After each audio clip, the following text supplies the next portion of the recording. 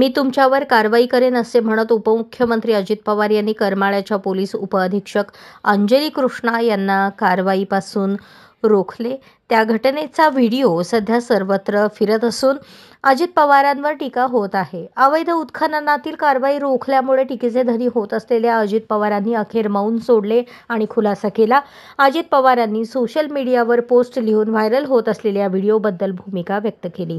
अजित पवारांनी म्हटले की सोलापूर जिल्ह्यातील पोलीस अधिकाऱ्यांसोबतच्या संवादाच्या संदर्भात काही व्हिडिओ समाज माध्यमांवर प्रसारित होत आहेत। मी स्पष्टपणे सांगू इच्छितो की माझा उद्देश कायद्याच्या अंमलबजावणीमध्ये हस्तक्षेप करण्याचा नव्हता, तर त्या ठिकाणी परिस्थिती शांत राहावी आणि ती अधिक बिघडू नये याची काळजी घेण्याचा होता।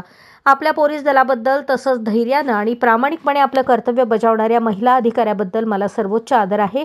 माझ्यासाठी कायद्याचं राज्य हेच सर्वात महत्त्वाचं आहे असेही अजित पवार म्हणाले।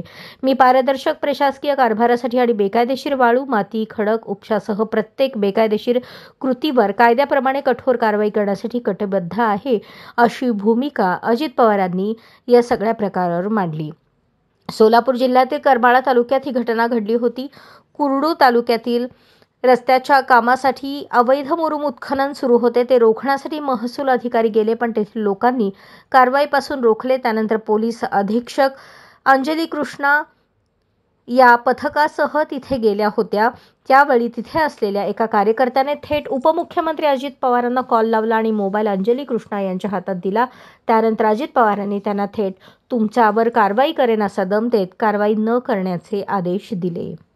अशाच नवनवीन अपडेटसाठी जनता राज्य न्यूज चॅनलला सबस्क्राईब करा, लाईक करा आणि शेअर करायला विसरू नका।